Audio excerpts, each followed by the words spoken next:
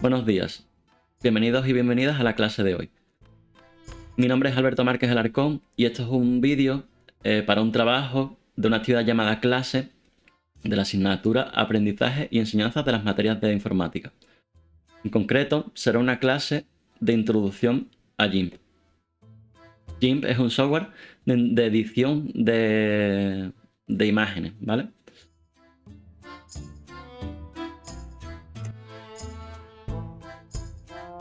GIMP es un acrónimo y en sus inicios pues significaba General Image Manipulation Program, pero luego empezó a formar parte del proyecto GNU de Unix y pasó a llamarse GNU Image Manipulation Program. Así que de todas formas el acrónimo no cambió, mantuvo el nombre y fue una forma de ligar GIMP a tal proyecto. Como he dicho antes, es un software de edición y creación de imágenes. Se pueden hacer muchas más cosas, pero en principio solo nos va a interesar esto para la clase de hoy. Es un programa libre y gratuito bajo la licencia GPL versión 3, que básicamente asegura que todo el uso de este software, tanto su modificación y copia y distribución, va a ser siempre libre. Da igual que tú modifiques GIMP y le des otro aspecto, está sujeto a esa licencia y tu software va a tener que ser libre y gratuito. En multiplataformas están las principales plataformas, sistemas operativos que se utilizan a nivel usuario, tanto Windows como Macintosh, como las distribuciones de Linux. Y fue un proyecto iniciado en 1995 por los estudiantes Spencer Kimball y Peter Mattis. Era un ejercicio como parte de un curso semestral del Club Informático de la Universidad de Berkeley. Pero luego ya terminó formando parte del proyecto de GNU y es uno de los principales software de todo el, digamos, el entorno Unix. Este es el entorno de trabajo. Como podéis ver, al principio puede ser un poco abrumador, pero en las siguientes diapositivas iremos viendo las secciones que nos van a interesar para esta clase, como para manejarnos a nivel básico por GIMP. La primera serie de las pestañas de trabajo, en la que podemos, digamos, seleccionar las distintas pestañas de proyectos que estemos trabajando a la vez. Muchas veces solo vamos a tener una, pero bueno, si tenemos varios podemos ir seleccionándolas aquí. Es un sistema de pestañas como en tantos otros software. Esta es la barra de menús, en la que hay bastantes cositas que nos van a interesar y las vamos a ir viendo a lo largo de la clase. Luego una de las cosas principales de GIMP es el trabajo por capas y esta es la zona, la sección donde se trabaja por capas. Vamos a poder trabajar con opacidades, órdenes de capas, combinaciones de capas, creación de capas, muchas cosas. Y todas las herramientas van a actuar por lo general siempre por capas o selecciones. Con lo cual es fundamental saber manejar esa sección del software. Y finalmente la caja de herramientas que está aquí y es lo que veremos a continuación. La primera herramienta que vamos a ver es la de recorte de imagen. Es una herramienta que nos permite pues, recortar una imagen y ajustar la imagen al tamaño que queramos. Es muy útil, por ejemplo, yo lo he utilizado para la creación de estas diapositivas. Y a continuación vamos a ver un vídeo de cómo hice el recorte de la sección de las capas. En este caso me copié la imagen de Peter Kimball, de Spencer Kimball, perdón, y Peter Mattis. En archivo nosotros podemos crear un nuevo proyecto y nos pedirá un tamaño del nuevo proyecto. Podemos abrir una imagen ya existente, una reciente, como pasa en muchos otros software, pero en este caso vamos a crear un nuevo proyecto y vamos a darle a que nos lo ponga desde el portapapeles. Podríamos haber guardado la imagen y haberla abierto, pero en este caso me interesa enseñaros esta funcionalidad porque es muy útil. Vale, entonces la pegamos del portapapeles y vamos a coger también la de Peter Mattis para que no se ponga celoso. Y la vamos a introducir ahora en el proyecto. Vale, la tengo aquí puesta también. Y la pegamos. En este caso vamos a utilizar editar y vamos a pegarlo con un control V de toda la vida de Dios. Veréis que se nos pone ahí como una selección flotante. No añadiré más que si le dais el botón verde os creará una nueva capa y se creará lo que hayamos pegado como una nueva capa. En este caso utilizaremos la herramienta de recortes para hacer el recorte que os he dicho que he utilizado para la transparencia. Esta es la herramienta de Windows. En otros sistemas, tanto en Linux como en Macintosh, tenéis herramientas similares. Y crearemos una nueva también desde portapapeles. Esta es la herramienta de recorte. Le damos a la herramienta de recorte y haremos un poquito de zoom para ajustar el recorte y que nos quede bien. Y evitar zonas que queden pues feas. Hacemos la selección y una vez que hagamos la selección pues le podemos dar al Enter y nos recortará la imagen. Como podéis ver, el tamaño de la imagen ha cambiado respecto al principio. ¿Veis? Fijarse aquí, cuando le hacemos al Enter se ha cambiado, ¿veis? Y se ha hecho más pequeña porque se ha ajustado. ¿Vale? Esta es la primera herramienta que vamos a ver. Las siguientes herramientas van a ser las herramientas de transformación. Son una serie de herramientas que nos van a permitir pues, transformar una imagen, más bien la capa o la selección que tengamos seleccionada. Luego veremos cómo funcionan las selecciones. Esta es la herramienta de escalado que nos va a permitir pues, agrandar o cambiar la proporción de una selección o una capa. También podremos rotar cosas, podemos voltear y dar perspectivas. ¿Vale? Vamos a ver alguna más en el vídeo que he hecho, pero esas son las principales. ¿Vale? En primer lugar, vamos a ver la de transformación. Aquí tenemos a Peter Matic y vamos a hacerlo más pequeñito. Veis que cada medida que voy haciéndolo más pequeñito, va tanto la anchura como la altura se van disminuyendo. Pero si deseleccionamos perdón, voy a parar aquí. La cadenita podremos cambiar. Voy a tirar un poquito para atrás. Aquí está seleccionada la cadenita, con lo cual se ha respetado la proporción de la imagen, pero aquí ya la acabo de deseleccionar, con lo cual me va a permitir achatar la imagen o alargarla si lo quiero. Si vemos que no nos gusta lo que hemos hecho, le podemos dar restablecer y va a volver al estado natural donde empezamos.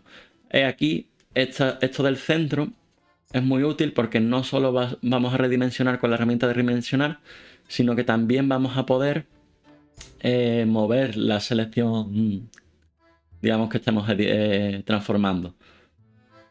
Y esto es muy útil porque muchas veces no vamos a saber el tamaño exacto en el que vamos a necesitar redimensionar y tenemos que mover la imagen a un cierto punto para poder saberlo. También podemos hacer un ajuste fino y no solo por píxeles, sino por distintos parámetros.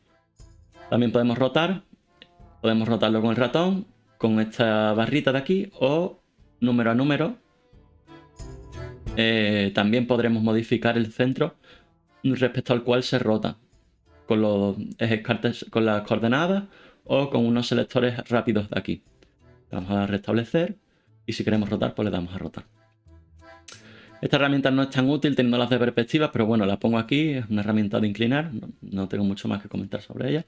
Simplemente puede inclinar la imagen respecto a dos ejes y poco más que decir, pero como digo, no es una herramienta muy útil teniendo otras herramientas de perspectiva. Esta es la de volteo, en la que invertiremos la imagen respecto al eje horizontal o al vertical. Aquí podremos seleccionar o con control o aquí con estos botones podremos seleccionar respecto a qué eje. Esta es la de perspectiva, podremos dar perspectiva a la selección o a la capa sobre la que estemos actuando.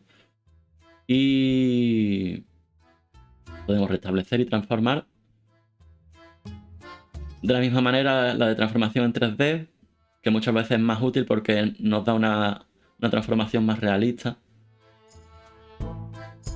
Y luego aquí hay otras herramientas de transformación que son como combinadas de otras que hemos visto que no son tan útiles como las que os he puesto en las diapositivas anteriores.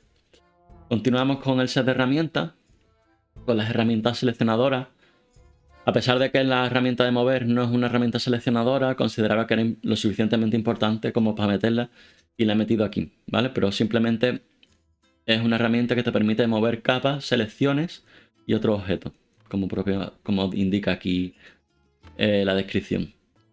Es fijarse que en todas estas descripciones hay una tecla asociada o una combinación de teclas que son los atajos rápidos para seleccionar esa herramienta. Así que cuando tengáis soltura con el GIMP, sabéis que podéis utilizar esta estos atajos de teclados para seleccionar la herramienta rápidamente, sin tener que ir al cajón de herramientas. Luego está la herramienta de selección de rectángulos. Hay otra parecida a esta que también es en vez de rectángulo, es circular. Y pues selecciona una zona rectangular. La herramienta de selección libre, en la que podremos dibujar a mano alzada o mediante un polígono por el cual le iremos dando distintos vértices y lo cerraremos y nos seleccionará esa zona. Luego la selección difusa, que nosotros pulsaremos en un píxel y seleccionará en las zonas adyacentes todo lo que contenga un color parecido al del píxel que hemos seleccionado, y el parecido lo iremos seleccionando nosotros según un umbral que luego veremos. Y de la misma manera la de selección por color, que es igual que la selección difusa, solo que no se restringe a las áreas adyacentes, sino a toda la capa sobre la que estemos trabajando. Vamos a ver a continuación cómo se usan esas herramientas. Vemos aquí, seleccionamos la herramienta de selección rectangular. Podremos posicionarla tanto con el ratón como con el ajuste fino aquí. Cada vez que seleccionemos una herramienta, aquí se nos pondrá una serie de opciones que son opciones relativas a la herramienta que estamos utilizando, ¿vale?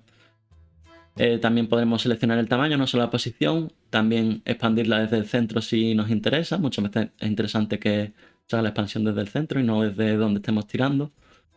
Y le podemos poner las esquinas redondeadas por si no queremos que acabe en pico, difuminar los bordes y alisarlos. Eso es común en todas las herramientas, o en prácticamente todas las herramientas de selección, menos la de los bordes redondeados. Vemos que cuando tenemos algo seleccionado solo actuamos sobre el área seleccionada, ¿vale? A pesar de que estemos en una capa. También podemos cortar, pegar, y aquí está la misma herramienta pero de selección circular, ¿vale?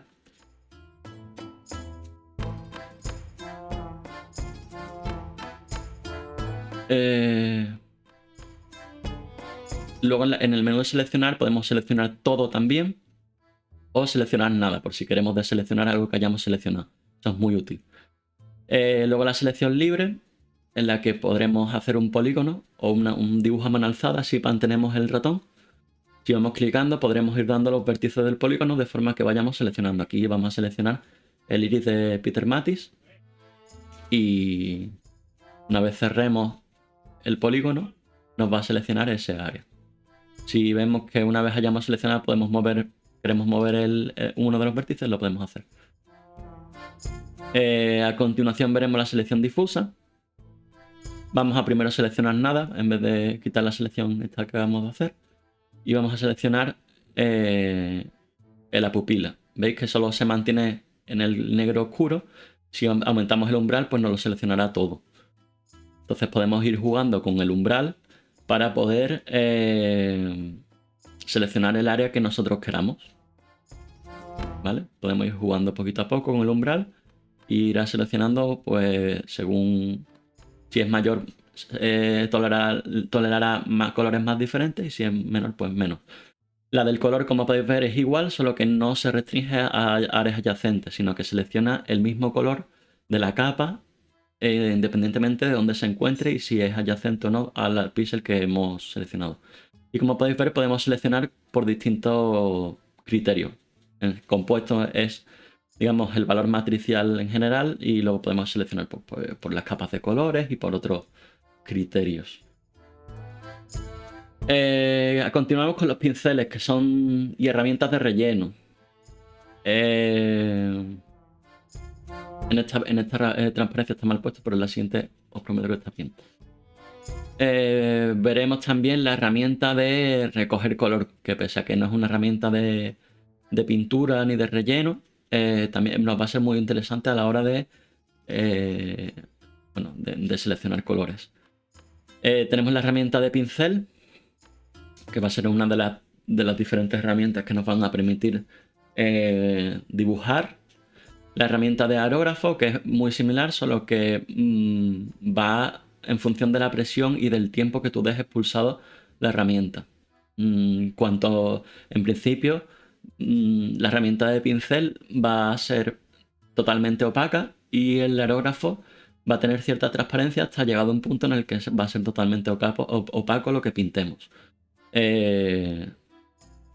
Luego está la herramienta de relleno, que rellenaremos con el color seleccionado la zona seleccionada o el área que tenga el mismo color.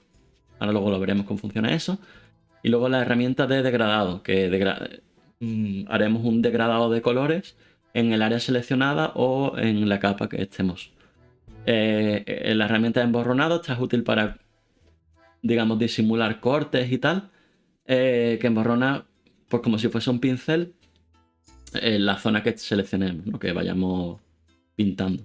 Y luego el borrador, pues que borraremos la zona que seleccionemos. Todas estas dos de aquí se utilizan como si fuese un pincel. Vale, a continuación vamos a ver cómo se utilizan. En primer lugar vamos a ver la de relleno. Seleccionamos un color en el selector de color. Veis que podemos seleccionar de distintas formas el color. Aquí tenemos los distintos parámetros RGB y HSV. También hay colores prefijados. Y vemos la de relleno. Rellena toda la zona que sea del mismo color. La de degradado tendrá en cuenta dos colores. Aquí en la herramienta selección de color, pues seleccionamos un color. También podemos utilizar esto para seleccionar un color que esté dentro de la imagen. Y bueno, pues hay distintas formas de hacer los degradados. Hay distintos criterios aquí, podemos utilizarlos. Y también hay distintas formas, ¿no? Están las lineales, las radiales, las cuadradas. Hay varias formas de hacer el degradado. ¿Veis? Aquí se degrada del negro al verde que hemos seleccionado y podemos ir cambiando la forma, como podéis ver. Y el degradado se va a producir entre estos dos puntos que podremos modificar. ¿Veis? Aquí modifico para que se cambie el degradado. Vale, continuamos con el pincel. El pincel va a tener una forma que podemos seleccionar aquí, que como podéis ver aquí hay una caja también de pinceles. Podremos seleccionar su tamaño y una serie de parámetros aquí que en principio no vamos a entrar. El tamaño sería el más importante, ¿vale? Y como veis, pues vamos a pintar en el color que tengamos seleccionado. Aquí podemos cambiar entre color primario y secundario, en esas herramientas de flechita. El aerógrafo, como hemos dicho antes, pues va a empezar a pintar transparente y cuanto más pulsado lo tengamos, pues más opaco se va a hacer. La herramienta de borrador, esa va a ser el borrador, pues borramos la parte como que pintemos. ¿Veis? Se va a ver la capa de atrás cuando borremos. El difuminado, pues va a difuminar la zona que nosotros le pasemos y hay que dejarlo pulsado para difuminar. Y eso sería un poco todo respecto a los pinceles y el relleno. Vamos a hablar de las capas. Podemos ocultar capas dándole al ojito. Podemos seleccionar capas para trabajar en la capa en concreto. Ahora tenemos seleccionada la capa de atrás. Como podéis ver, estoy actuando sobre la de atrás y no la de adelante. Y si selecciono la de adelante, pues actuaré sobre la de adelante. Podemos modificar la opacidad de las capas. Por si tenemos que coincidir algo, pues es muy útil. Y podemos cambiar el orden de las capas. Podemos crear una capa nueva, cambiar la opacidad de la capa nueva y rellenarla con un color, transparencia o distintos criterios, ¿vale? Como podéis ver, creamos la capa aquí nueva o si le damos a un botón verde que aparece aquí, ¿vale? Y podemos reordenar las capas para poder trabajar con ellas. Eso es muy útil a la hora de componer imágenes y hacer ediciones. También podremos hacer uso de la herramienta de escritura y podremos introducir textos en nuestra imagen y se nos añadirá como una capa nueva. Ese texto pues nos puede interesar entre todas las opciones. Cuando tú seleccionas el botón derecho en una capa, puedes hacer muchas opciones con la capa y lo que nos puede interesar es o duplicar capas o combinar capas hacia abajo. Entonces nos va a pegar la capa que tengamos arriba sobre la de abajo y van a formar parte de la misma capa. ¿Veis? Que aquí he combinado las dos capas y ahora todo eso forma parte de la capa, es indivisible de la capa. Y esas serían las principales cosas respecto a las capas, ¿vale? Finalmente ya las últimas que vamos a ver son los efectos y los colores. Pues bueno, son una serie de filtros que hay por aquí. Podemos aplicar efectos, no voy a mostrar ninguno, pero podéis juguetear un poco con ellos y hay algunos que son interesantes, pero bueno, muchos de ellos no son cosas que utilizamos constantemente. Lo que sí vamos a utilizar mucho es las herramientas del color. Podemos cambiar el balance del color para cambiar los valores de los distintos colores principales, ¿no? De RGB. La temperatura del color, por si lo queremos más azulado, más rojizo. El tono cromático, la saturación. En general, una serie de transformaciones al color, la saturación, la exposición, la sombra, el brillo contraste, los niveles del color y una serie de los invertidos, ¿no?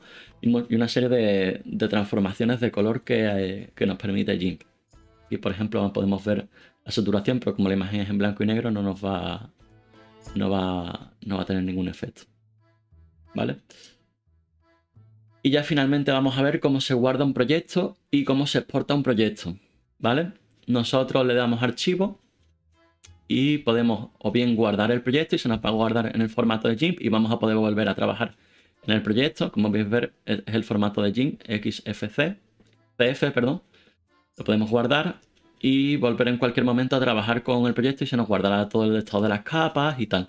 Y si queremos guardar una imagen y perder las capas y tal, y que ya cuando hayamos terminado eso, podemos darle a exportar la imagen. Podemos exportarlo en un montón de formatos, porque GIMP permite un montón de formatos. Ahora mismo está por defecto en PNG, que es uno de los más útiles, pero bueno, también nos puede interesar, por ejemplo, bajarle la calidad a la imagen y podemos seleccionar el JPG y cuando le demos a exportar nos va a salir un ajuste de calidad. Muchas veces necesitamos bajar la calidad de una imagen y es muy útil porque podemos bajarle la calidad y la imagen nos va a salir con menos peso.